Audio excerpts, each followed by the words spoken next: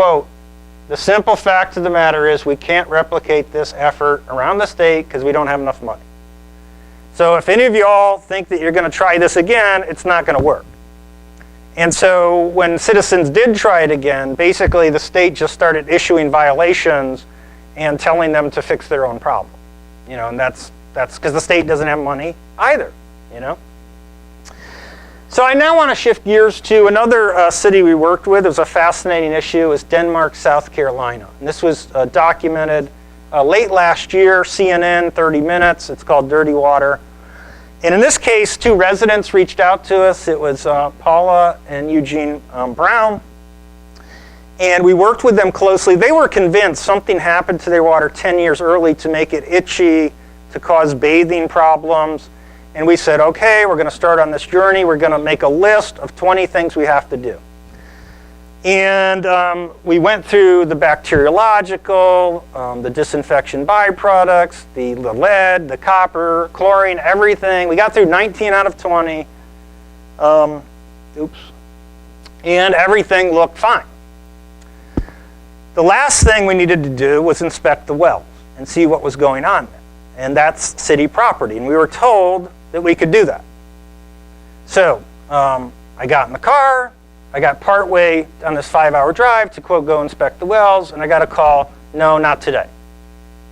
3 more times that happened. And I'm finally going, are you ever going to let me inspect the wells? And I got the mayor on tape saying, no, I'm never going to let you inspect the wells. So you're like going, okay, why? What's the problem here, right? We've already shown 19 of 20 things are okay. I don't know if you're hiding anything, but you're sure acting like it, right?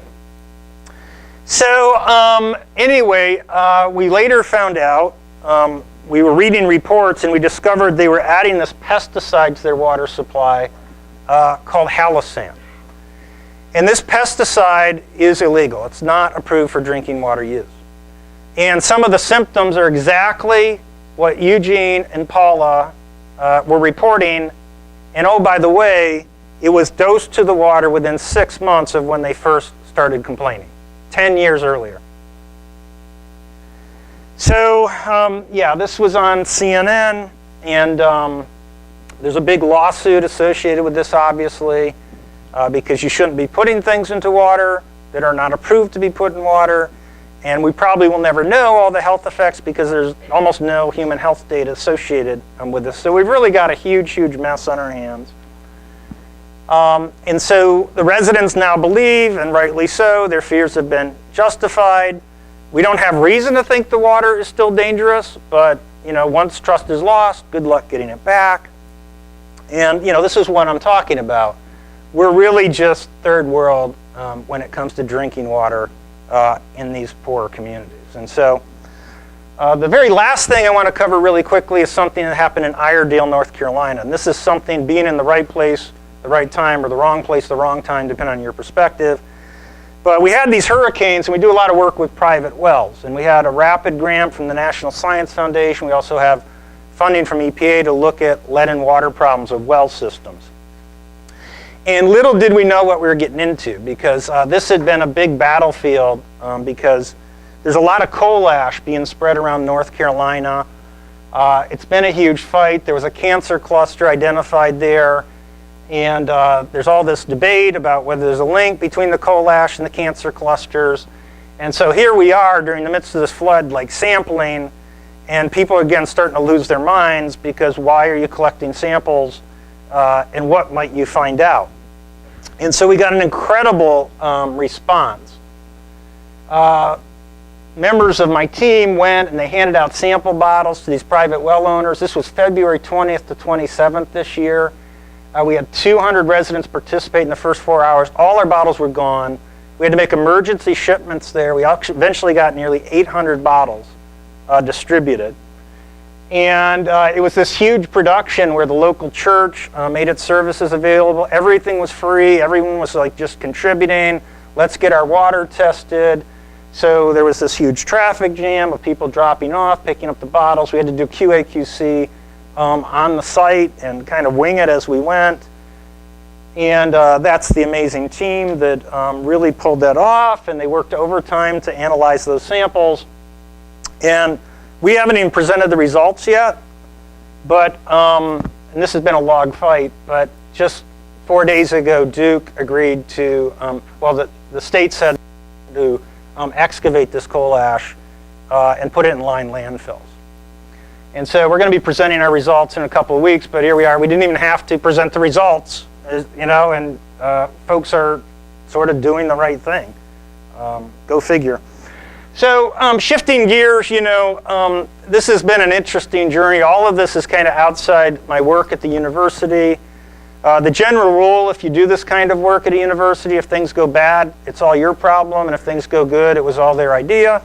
As long as you understand, that's how all institutions work, as long as you understand that you're going to be just fine. But the dollars and cents of this, I worked on a prior problem of lead in Washington, D.C. Through my accounts at Virginia Tech, or what I donated, I spent an incredible amount of money on this, $1.2 million counting MacArthur Fellowship. In the end, it was covered up. There was $0 of relief that went to residents of Washington, D.C., even though the lead problem there that we exposed was 30 times worse than what happened in Flint. So that's a whole other story. But as far as return on investment for the folks who were harmed, nothing. Flint was an anomaly, obviously, lead and Legionella both. Our total out of pocket that we spent was $300,000 through the first year. We eventually got a lot of that back through GoFundMe, by the way, after it became an international sensation. I just started getting checks in the mail. It was insane. Go to your mailbox and there's like 5 checks, anywhere from $70,000, that was the anomaly, to $1. But $600 million in relief, that's a pretty good return on my little investment there. Of course, all our labor was donated. St. Joe's, we spent $20,000 there. They got $8 million in relief. That's a $400 to $1 return for the residents. And our deal, we just came in at the last minute. We weren't the most important actors here. We did freak people out totally that we were sampling. And so, that will never be recreated again. So with that, I'll just remind you, we're here to seek the truth. You can do that within the university lab. Albert Einstein once sought the truth in physics, but later in life he became kind of more of a humanitarian, and he famously said, the world will not be destroyed by those who do evil, but by those who watch them without doing anything. And I think he had quite a bit of wisdom. So with that, I'll just open up for any questions you might have.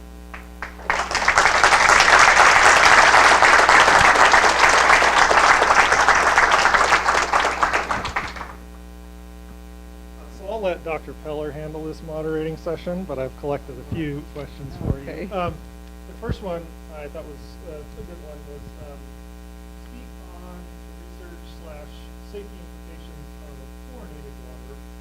We've heard about the fluorinated compounds. Right. Actual fluorinated water. And is that something that should be doing or should be safe? Okay.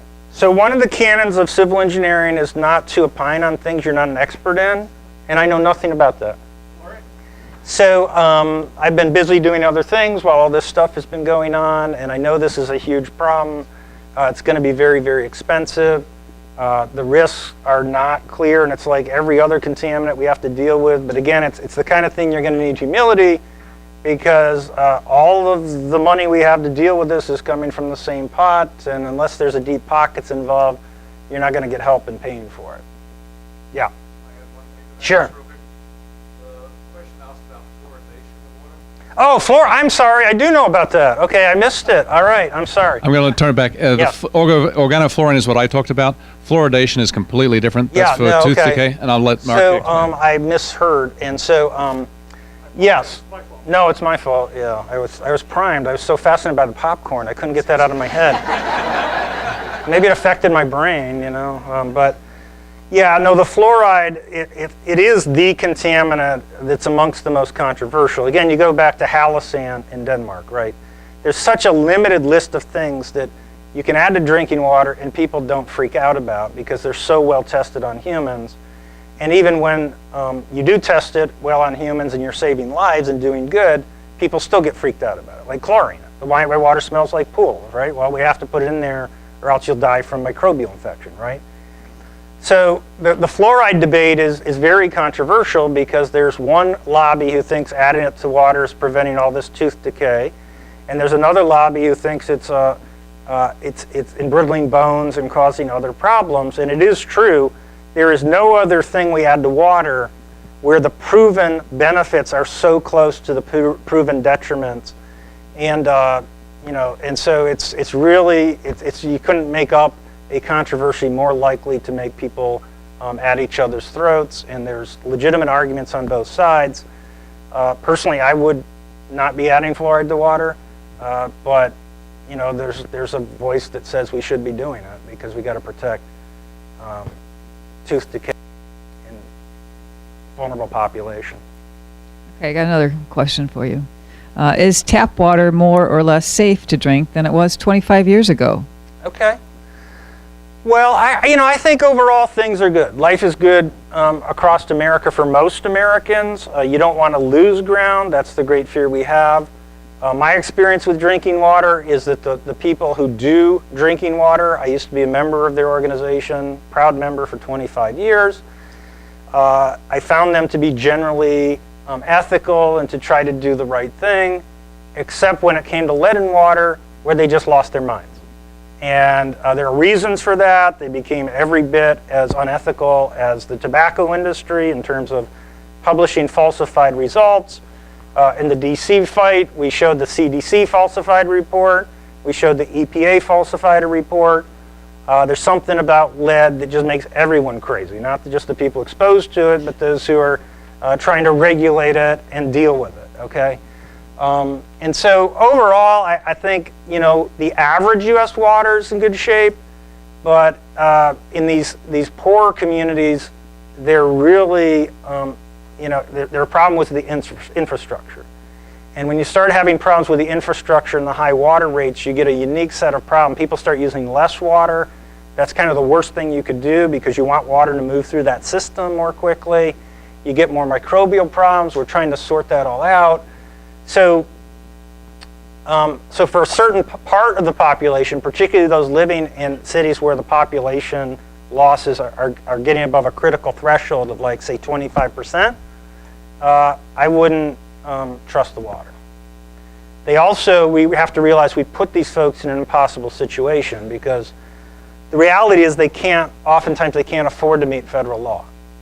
And so what do we expect from folks, right? You saw that list of violations. And what are they going to do? They don't have money to fix these problems, right?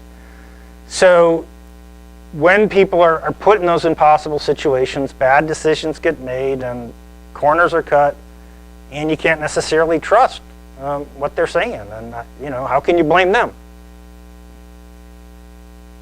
Okay, switching gears a little bit to your last example that you spoke about. We've had experience with coal ash in this area too. So one of the questions is, what really is the best method for, it's not really getting rid of coal ash, but for storing it? I mean, we can't get rid of it. So you talk about what the effort's going to be is using liners. Is that really effective? Well, again, that's something I can't really comment on. We parachuted into this, and this is a result of a hurricane and into something that was a hurricane that was already going, like, socially. I know that there are people who've dedicated a decade plus to trying to get this coal ash excavated and put in lined landfills. And so finally, maybe reaching the tipping point was part of that. But, like, it started before we got involved, wherein folks were doing sampling of private wells and showing contaminants were high. They were collecting samples. There was the cancer cluster. And at that point, as you said, like, folks suddenly find out that it's in their best interest to be more protective. And I think that's what happened here. You guys wrote long questions. These are taking me a little while to read. So I guess this is kind of along the lines of what you were just saying. Why is there, and I'm not sure you have an answer to this, but why is this such a slow process and one that seems to lead to cover up so much? Do you think it has more to do with how widespread it is, how huge of a problem it is?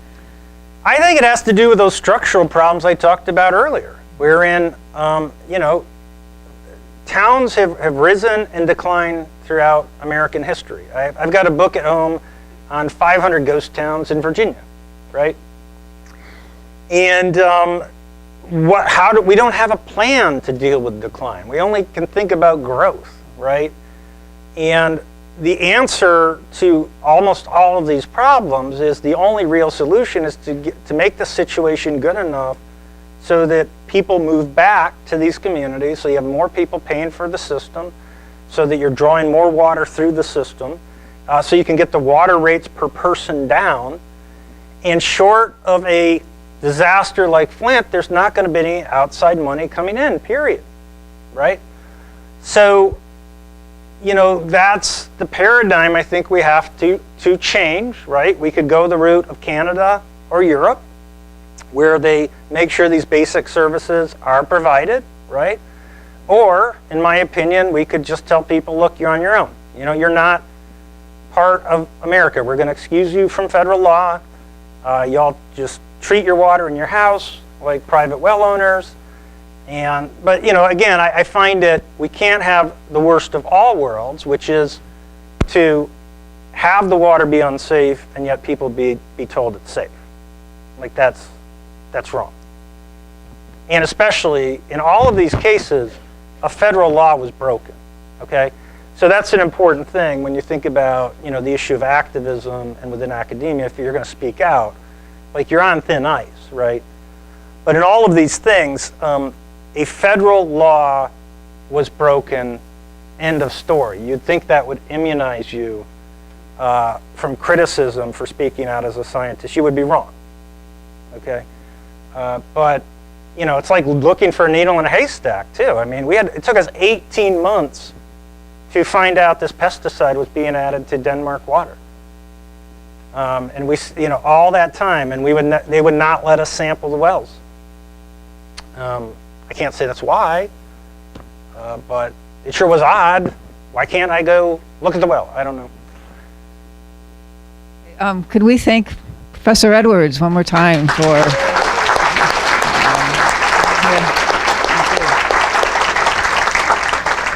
And we've got our next session. No.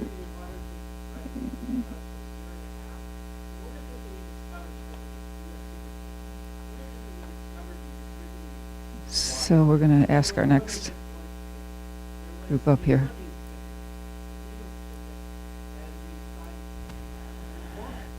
Ellen.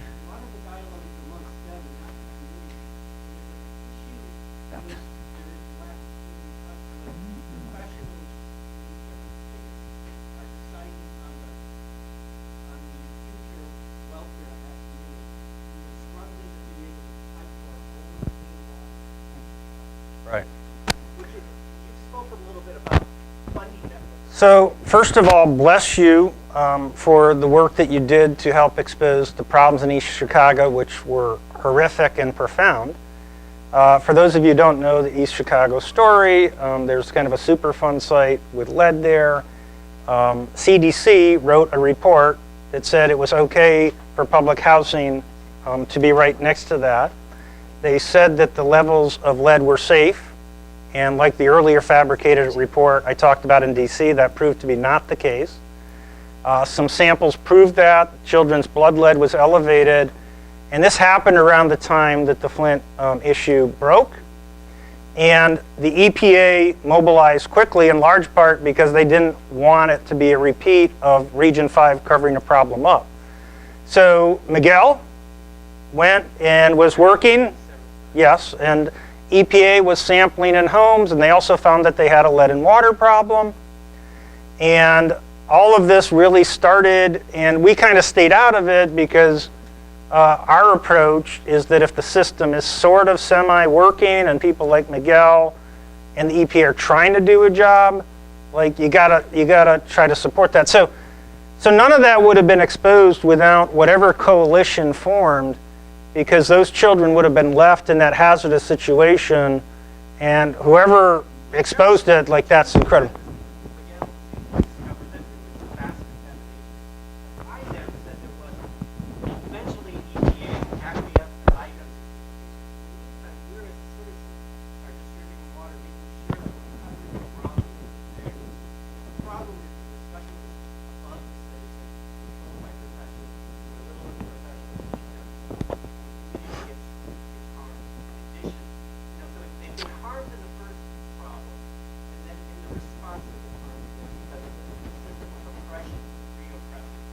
Right. Well, this is a very legitimate question. How you expose these problems, what you do after it's exposed. I know that EPA and IDEM had a fight over the lead in water issue, and at least warnings were given to the community that lead in water was high.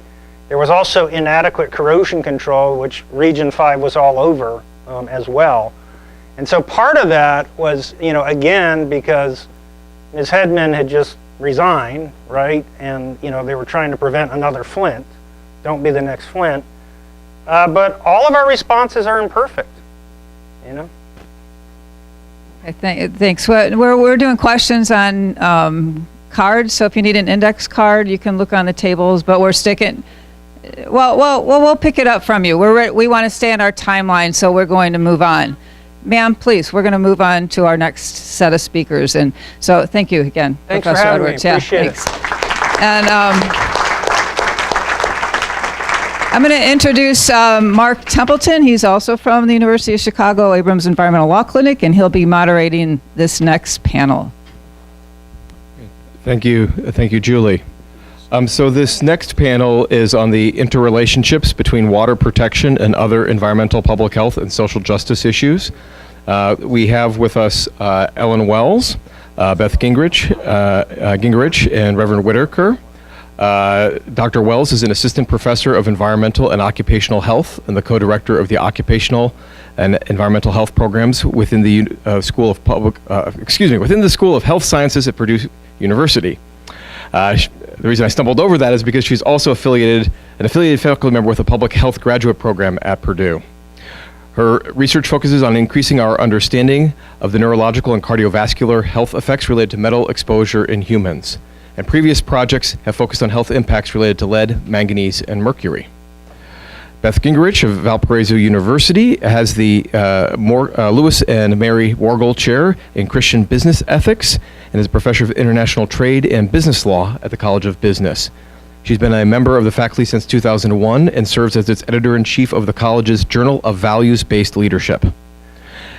Our third panelist is Reverend Whitaker of Faith CDC. He's a senior pastor of the Progressive Family Community Church of Gary and president and chief executive officer of Families Anchored in Total Harmony.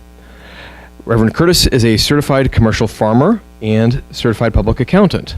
His primary activity is to provide leadership and oversight of the programs of Faith CDC, of which Faith Farms and Orchard, a USDA certified farm, is one such program.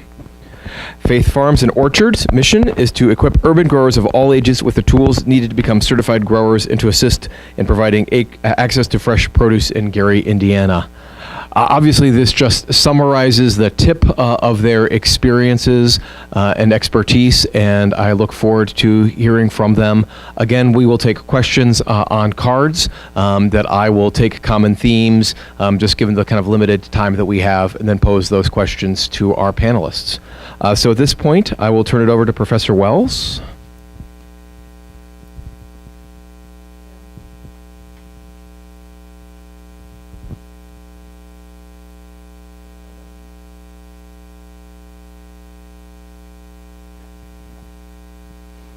All right, good morning, everyone.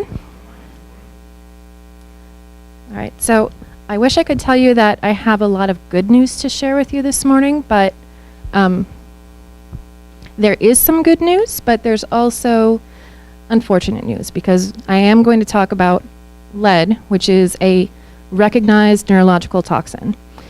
And the way I've framed my talk today is to talk about what we've known about lead over time, because our understanding of lead over time has changed, and I think it says a lot about what we know in terms of regulating lead, not only lead, but other chemicals, and what we can do as scientists and chemists and engineers when we measure these compounds too. So without further ado, so lead is a heavy metal. It's abbreviated as Pb in the atomic, that's its atomic symbol. It's an element relatively abundant, soft, dense, and stable. So in short, lead is easy to get, it's inexpensive, it's really easy to work with, and as a result, it has been used extensively in industry, right? Because it's soft, it doesn't really change when you put it in conditions. So it's a great metal to have if you want to make things. And that's one of the reasons we have such a problem with lead, is because we've used it so much, it's gotten everywhere. Okay, so this is just an example of the annual production of lead over time. So I wanted to point this out in that we've been using lead a very, very long time. The Romans were the first to really use lead extensively. They used it in making pipes. They used pipes for aqueducts in ancient Roman times. And so they had lead pipes as well. They used it in coinage. And these are examples of ancient pottery that wine was stored in. And one of the more interesting things about Roman culture is that they used wine, they added lead to wine to make the wine sweeter. So this was a pretty common practice back then. And when you add lead to wine to make it sweeter, obviously you're going to get a very high dose of lead. So it's fairly well established that a lot of people in the Roman Empire had pretty high exposures to lead. And they had an idea back then that exposure to lead resulted in neurological problems. Right? So we knew back from the Roman Empire that lead is a toxin. Okay. Since then, we've used it everywhere, like I said. This is a brief list. I could probably think of about twice as many things to add to the list of places that lead has been or is being used. And I emphasized on the slides the top ones in terms of quantity that we know about that have been a problem. We used lead in gasoline for decades in this country. We used lead in paint for decades in this country. The lead that has been used in gasoline and paint is still in our environments today and is contributing to a lot of lead poisoning. We're talking about water extensively today. So a lot of the lead in drinking water comes from its use in pipes and also solder. So not the pipe itself, but the connections between pipes when you seal them together. Okay. And then many other places as well. Okay, so this is a relatively old chart. And I know you can't read the fine print, but I have it here to demonstrate that we have also understand that lead causes a lot of health effects, and we've understood that for a very, very long time. And so this is a brief, it is a brief, there's a lot of words on here, but it is still brief, summary of some of the health effects that have been associated with lead exposure.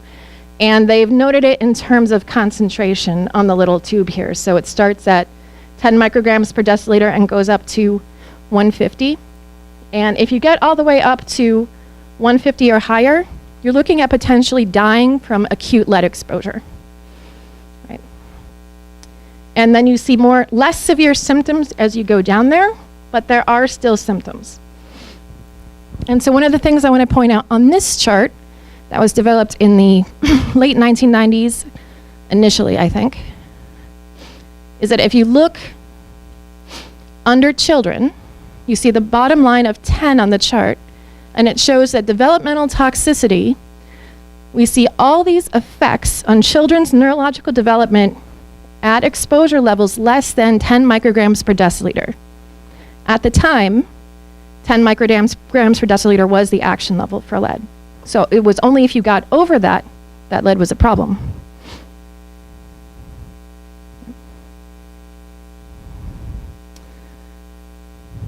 Okay. So to give a little more context to that graph I showed you earlier, one of the reasons why this graph goes up so high is that if you go back historically, we can document that on average, everyone in the US had much higher blood lead levels than they do today. So this is a chart put together with data from a national survey, well, more than one national survey, and it's showing that on average, blood lead levels dropped dramatically over time. So in 1976, average blood lead was closer to 16 micrograms per deciliter. And then over time, it fell. And this coincides, as you can see, very closely with the decline of the amount of lead we're using in gasoline.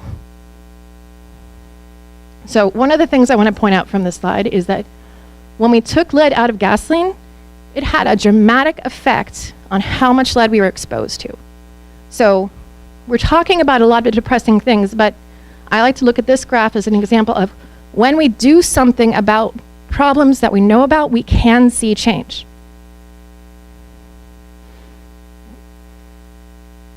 And also, if you remember that everybody was above 16, on average, the average person walking around in the United States in 1976 had a blood lead higher than that 10 micrograms per deciliter value. So not too long ago in the United States, if you think about it, most of the country would have been considered to be lead poisoned.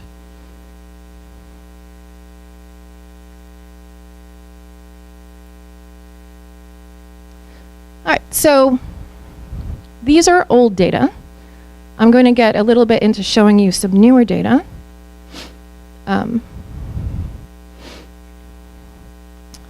So as we got a little bit closer into the 2010s, there was a lot more interest in understanding are what we think are safe levels of lead good enough, right? Because here I showed you that we had some evidence that there were effects underneath 10 micrograms per deciliter. So there's a big push in a lot of places to do research to show whether or not people with lower concentrations of lead that we're seeing now since lead came out of gasoline, is that effective in removing all the health effects we know from lead? Around this time, I was a graduate student working on my dissertation, and I got some initial data from a study. We were using cord blood data, and I measured a lot of metals in it. And I showed the data to my committee, and they looked at me and they said, "You probably shouldn't look at lead in your dissertation." Because the levels I had that we found were pretty low. They were on average around 1.5 micrograms per deciliter of lead. Okay? So my committee was not doing this because they didn't believe that lead was a problem. They knew that they would all agree that lead is a big problem, but they wanted me to graduate. And they thought that I wouldn't be able to see any health effects if I looked at a population with lead levels that low. It turns out they were wrong. We did see significant effects in my dissertation for a population that had, on average, lead levels closer to 1 microgram per deciliter.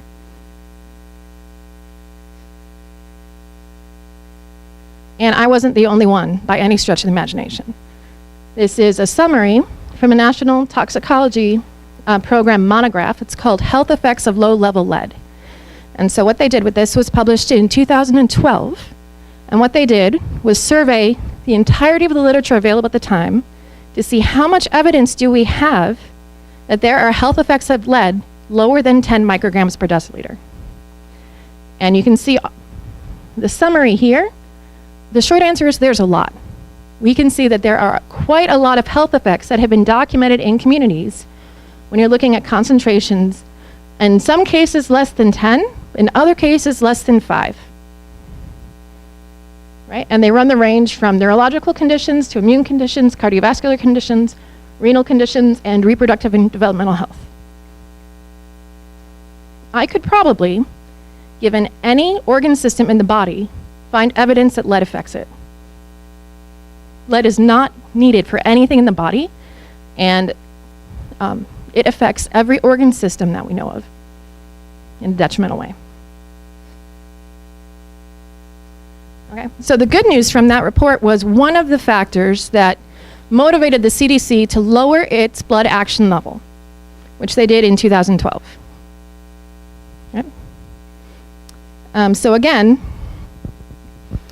you can see that I have this slide here to show our interpretation of how much lead exposure is a threat has changed dramatically over time.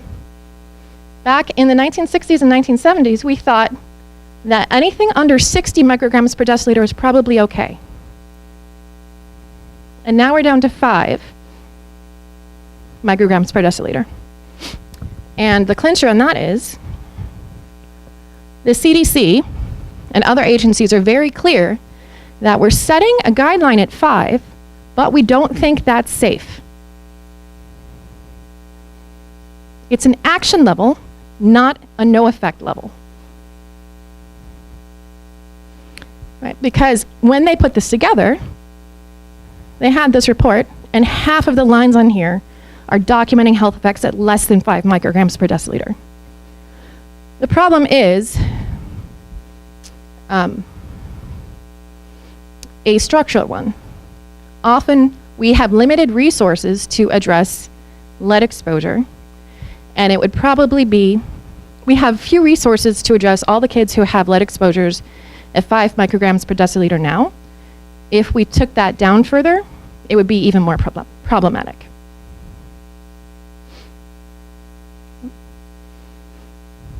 Okay, so this is a CDC action level. Many places around the country have also adopted the CDC action level for their standards. In Indiana, it's been spotty. Some health departments have adopted the 5 microgram per level standard and some have not. So it depends on where you live in Indiana as to whether they're using the current standard or the old standard in terms of classifying whether or not a child has been exposed to lead high enough to warrant intervention.